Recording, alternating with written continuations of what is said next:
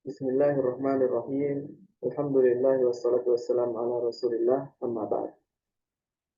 Ada 10 ilmu cabang dalam ilmu fikih yang mestinya dipelajari oleh seorang yang ingin menjadi faqih, menjadi ahli fikih.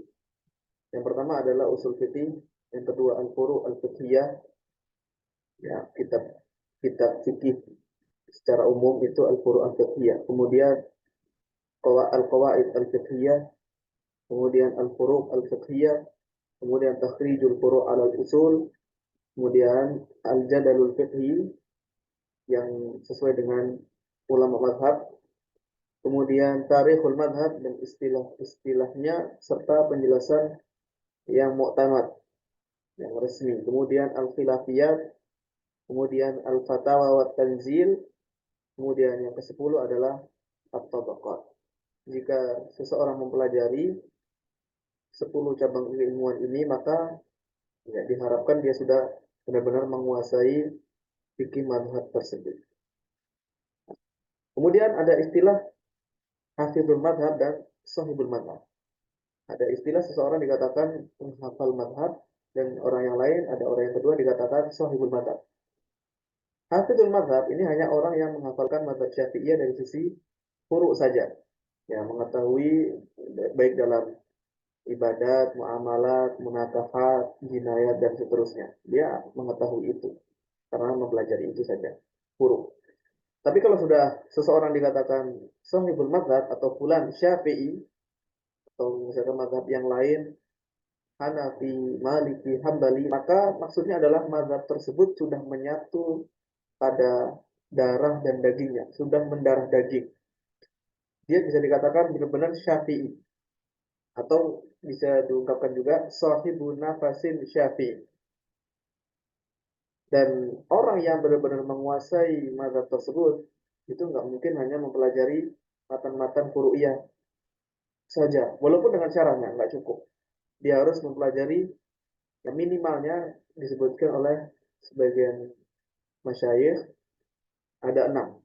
Yang pertama usul, dipelajari usulnya, kemudian furu'nya, kemudian qawaid, kemudian jadal, tarikh, dan tabaqat. Nah, fungsi mempelajari usul fikih supaya dia bisa memiliki malakah kemampuan untuk istinbat, ya, mencari hukum dari suatu dalil. Juga membuat dia mengetahui sumber-sumber hukum. Hukum ini muncul dari mana saja. Itu dengan cara mempelajari usul fikih. Kemudian qawaid ya ini berfungsi untuk mengumpulkan furu yang tercerai berai, ya, yang berada di berbagai pembahasan, nah bisa berkumpul dengan melalui kaidah fikih. Dia juga bisa mendapatkan kemampuan istiqra, induksi data, ya, penelitian.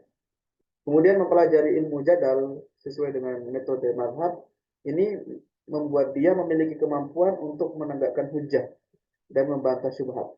Ketika dia berdialog, dia bisa mempertahankan hujahnya dan membantah jika ada syubhat yang menyerang.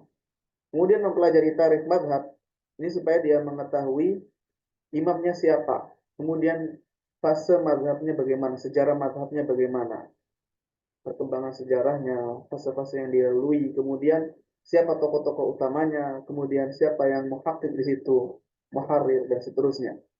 Kemudian menelaah kitab Tabaqat yang mempelajari biografi, sejarah para ulama mazhab tersebut, ini supaya dia semakin menjiwai mazhab tersebut, supaya dia bisa meniru dan mencontoh tokoh-tokoh dalam mazhab tersebut.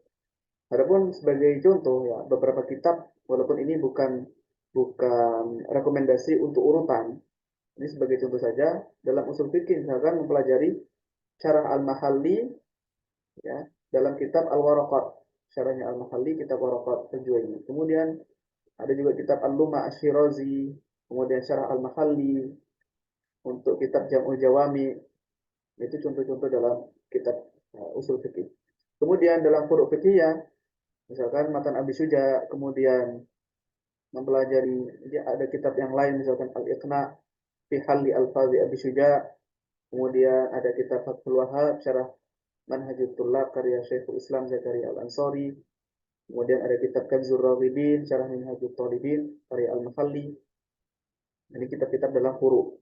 Kemudian dalam qawaid fiqhiyah misalnya ada kitab yang bisa dipelajari dalam bab ini, Idahul Qawaid Al-Fiqhiyah karya Al-Lahji, kemudian Al-Asbah wan Nadhair karya Tajuddin As-Subki, kemudian Qawaid Al-Alai. Sedangkan dalam ilmu jadal ada beberapa kitab dalam mazhab Syafi'iyah, di antaranya Al-Ma'unah fil Jadal karya Asy-Syirazi. Kemudian Al-Mulakhas fil Jadal karya Asy-Syirazi juga.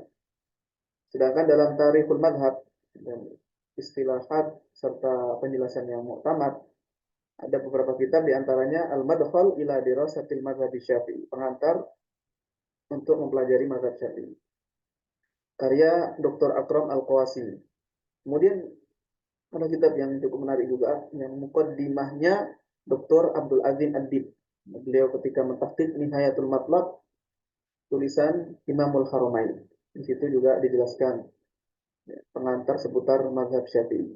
Kemudian kitab At-Tabaqat misalnya Tabaqat Syafi'iyah Al-Kubra karya Tajuddin As-Subki, kemudian Tabaqat Asy-Syafi'iyah karya Syekh Abdullah Asy-Syarqawi.